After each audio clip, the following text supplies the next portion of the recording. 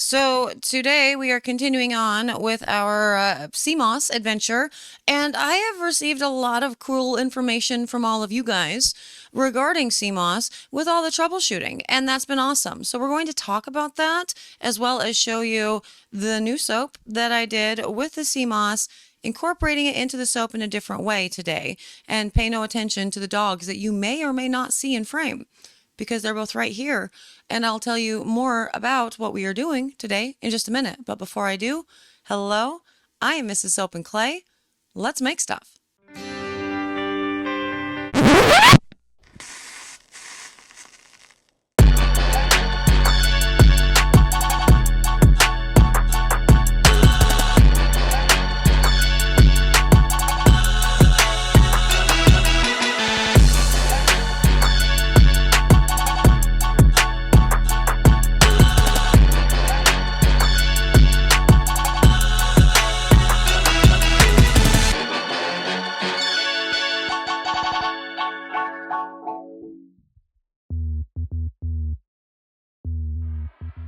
How's it going, Sudsers? Welcome back to the channel. You are at Soap and Clay, where we make all the soapy things. And you are here for, as I said, another round of CMOS soap.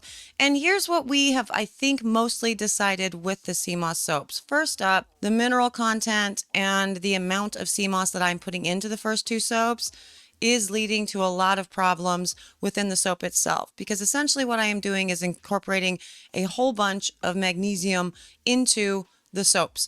And if you want more information on why I think that's a bad thing, I put a members only video out, so you can go check that out if you're a member. If you're not a member, I don't know what to tell you. Next, there was a lot of questions about whether or not the CMOS was like good, because everyone was saying that it expanded. Mine never expanded. Everyone was saying that it got slimy. Mine never got slimy. That may be why I had such a hard time getting the gel that everyone was talking about, you know? And so with this one, I decided to go ahead and just put the straight sea moss, just directly out of the package, straight into my lye solution, and the exothermic reaction from the lye and the water mixing, and the lye, dissociating with the water solution to see if that high, fast heat would actually help out with it breaking down and, leaving gel and still getting a smooth bar, because of course that's what I'm going for.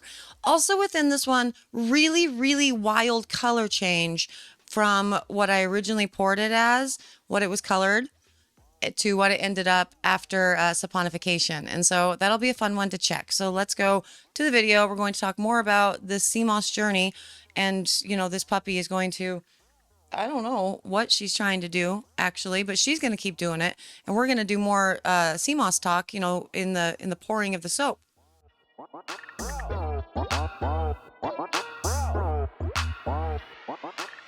Okay, so third of what I thought was originally just going to be 4 attempts at this, and we are looking at another way to incorporate the lye. And we are also working with this black pepper bergamot, and I guess it's not this. So you guys are going to have to watch this and let me know what went wrong here, because, oh, well, maybe that's it. Okay, so black pepper bergamot plus white strawberry rose. I believe white strawberry rose does discolor. Black pepper bergamot does not discolor.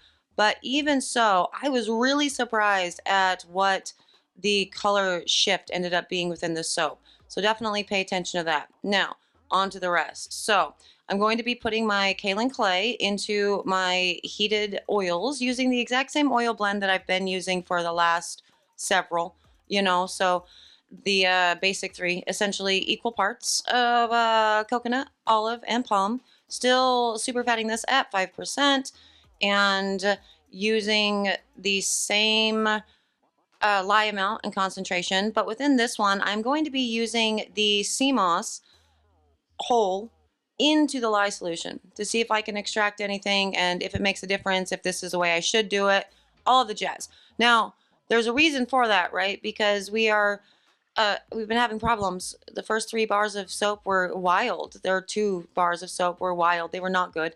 But you see that? Look, there's no expansion there. Those didn't expand. Those are the same size they were when I got them out of the package. And they're also not slimy at all. They are still very firm to the touch. There is no slime going on, nothing. And I also just did leave that in the lye solution for overnight. So my lye solution cooled down to nothing, to just room temperature, and sat so it could do all of its, sucking of the things and the whatever, because the water's in there, for at least 16 hours before I used it. Now, the oils here are hot, obviously, because you had to get the palm and the coconut oil melted. And so the oils themselves were sitting at around 100 degrees with all of this. And again, room temperature for the lye. This was filmed in February, so that means that the room was very cold. And because this was my other, when I was filming in the studio that, we set up in the behind the house, and I decided to go ahead and just finally properly move it into where we do real work. Yeah, all the things. Anyway, but you can see how long it's taking to trace, and it never fully really gets to a place that I would call emulsion, very, very thin batter throughout all of it. And I have been finding that that is the case with all of the sea moss soaps that we have been preparing. Now, for the amount of sea moss that's going into this, that's the only thing that's really different, I suppose, with all of this, and that is because the amounts that we put in the first two soaps. Oh yeah, so this is 100% kaolin clay. It's purple. Makes sense. Anyway, the amounts that we put in the first two soaps, right? It was 3 ounces of the sea moss gel, in scare quotes, because it was never very gelatinous. And with this one, I didn't weigh out any of that because I just put a whole bunch of the sea moss into the lye. So we don't actually have a standard unit of measure for that within all of it. And I did not adjust my water. You guys did give me a lot of really good advice and info on all of it, including, maybe you got bad sea moss. And I am starting to think that I probably got bad sea moss, because I never experienced a gelatinous phase at all. I never experienced a softening of the sea moss at all. I never was able to break it down. I mean, people were saying I needed to use more water or less water or blend it longer. And I did like all those things, This was just not my journey. Sea moss was not good for me.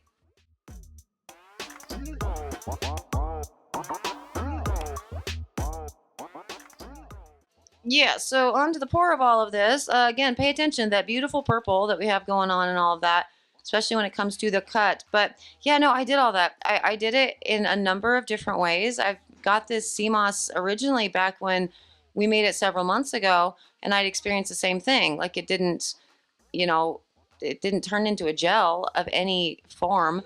And so I played with it some more, and I played with the sea moss again multiple times throughout all of this, trying to find a right consistency. Never did do.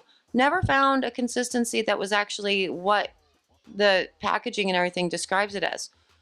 And that also frustrates me too. This is one of the, I don't know, one of the things that does frustrate me with putting new stuff, new additives and whatnot into soap, when the knowledge base out there is like so disparate. There's, again, measured out precisely 2 ounces of the dried sea moss to 6 ounces of water, etc. and so forth.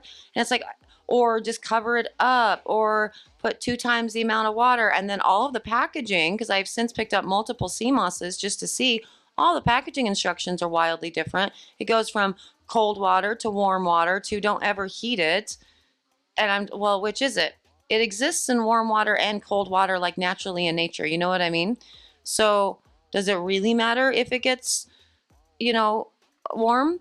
And the stuff that we see online, because this is not, this isn't something that is tested. So I don't have any actual like peer-reviewed articles. I don't have any real research behind what sea moss is to really go off of. And so I'm kind of having to logic it out. And logically, I'm saying there's no reason why I shouldn't be able to heat this up. I don't think it's going to do anything to the actual the chemical composition of the sea moss, so all of the minerals and everything that's in it, as well as the omega or the fatty acids, so your omega 6s and 9s, I believe, is what I had said before. I don't see how heat is going to actually impact any of those things negatively. So I think doing a fast heat works, like with this exothermic reaction that I was going for here, or heating it generally would work. But when you get so much conflicting information out there on the internet, it's a very frustrating thing, which I suppose is the point of all of this, because I like to know all of the stuff about all of the things. And then when I do learn the stuff and the things, I give it on to you guys. So we have a basis for, sanity, so we can continue being awesome soap makers. Let's go check out this cut.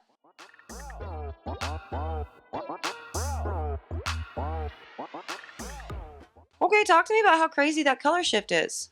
That's wild, right? What is going on here? It's orange. I already made an orange bar soap. You know, it went from purple to orange, and I don't know if it's if it's the colorant that's 100% kaolin clay that was bright purple and gorgeous, or it's the fragrance, or if it's a combination of both. But I am going to be using that colorant again to do more sea moss soaps, because I went and bought some purple sea moss because I was curious as to whether or not the purple sea moss would actually have any of the purported benefits that it claims to within the, when you're eating it topically, if the color doesn't remain. And I'm thinking it's not going to remain, because everybody's saying on all of the sea moss forums that we have and all the information that it will lose color if exposed to the sun. That's the reason why we have so many beige options of sea moss, because it's been bleached by the sun. And so it loses its color. Does it therefore lose its benefits? And so anyway, I got the purple sea moss, and we're going to play with that and play with the color again, so we can see if I can manage to get a pretty purple, because that purple is beautiful, but without a scent that will discolor. This bar, I don't remember off the top of my head exactly, and they're not in front of me, but it did continue to change. It darkened, I'm pretty sure. Yeah, it had to have. I think the whole bar ended up going brown eventually. So that's interesting, because that white strawberry rose I didn't use a whole lot of within this blend. Speaking of the blend, do I like it? Yeah, black peppermint or black pepper, bergamot, and any sort of sweet, anything spicy like black pepper and a sweet. That is a wonderful combination. I do something similar with black pepper and I think raspberry for my Tyler Durden bar that I've been making for a decade now, and it's been a bestseller for a decade now for a reason, because it smells delightful. And there was one time where I did change the formula because I was out of the right oils to do it, and people noticed. I got a lot of calls about that one and emails and stuff. But anyway, so here's the third one. It is smoother. This is the smoothest one that we've had so far. Did it do anything? I don't know that it did. As you saw with that lye solution, it didn't really look different. It was still watery. There was no gelatinous nature, because people are saying that this is supposed to look like aloe vera. I understand that I am probably just whining at this point, but again, going back to the aforementioned frustration, people say things, and if it's not my experience, it just becomes this new rabbit hole that I have to, or get to, depending on my mood, fall down and see what we are working with. And so that's what we're doing. So it's a little bit frustrating in this process, but we're going to figure it all out by the end of all of it. I know we will, for sure. And if you can hear crazy sounds in the background, the kids are home from spring break, the dogs are around, it's a thing. They're playing Jurassic Park, they're watching Jurassic Park, because they were talking about wanting mosquitoes to go away forever. And I'm like, but if you like Jurassic Park, the mosquitoes are what brought the dinosaurs back, so that's not a thing. And they didn't know what I was talking about, and so they're watching a 30-year-old movie right now, and so you might be hearing that. But anyway, there's my soaps. I had kind of an image like that. I was thinking it would be really pretty for photography for the website, to kind of do something like this for like a thumbnail or a hero image or something. But all of my soaps for my sea moss ended up pretty ugly, so that's not going to be a thing. I don't even think I'm going to put these on the website, but I don't know. We got to test them. So that'll come tomorrow along with the fourth soap for sure. So there it is. There's number 3. It looks smooth, but okay. And there it is, another sea moss soap. That color shift was so wild. I am just flummoxed. I mean, I knew that the actual scent was going to discolor, but to go from purple to orange, crazy, cuckoo bananas. If you're interested in seeing what the sea moss soaps ultimately end up doing as far as lather and what that color eventually settled into, definitely stay tuned, because tomorrow afternoon we're going to be testing all of the soaps. We still have one more soap to go with this round before I move to new sea moss. to see if, that actually makes a difference and if I have, in fact, bad sea moss. So to the rest of it, I don't know that it really helped too terribly much. I interestingly still got kind of a strange bar, but it is the smoothest that I've seen so far. So, that's a plus. But, fingers crossed that the lather tests are going to be good. Because of all the magnesium that's in it, I think the lather's going to be crap for all of these. But we're going to continue to talk about that. So stay tuned. That will be probably tomorrow. I wanted to get 2 videos out today, but life on spring break with, just one parent in the house right now is tough, really. And so that'll be tomorrow along with a lather test. So yes, Sudsers, thank you for existing and for being awesome and all the things. And if I have time, there's probably some epic, B-roll outtake blooper footage from the puppies while I've been sitting here, because I've been sitting here for 25 minutes trying to record what is effectively 5 minutes worth of my face. So it's good time, so stay tuned for that for sure. The rest of you that exist, you can enjoy it too, I guess, but it scrolls, it plays when we're scrolling all the membered Sudsers names, and you're not there. So why would you stay? Anyway, I am going to go, and I will see you guys all again tomorrow for another round of sea moss infused soapy fun. Bye.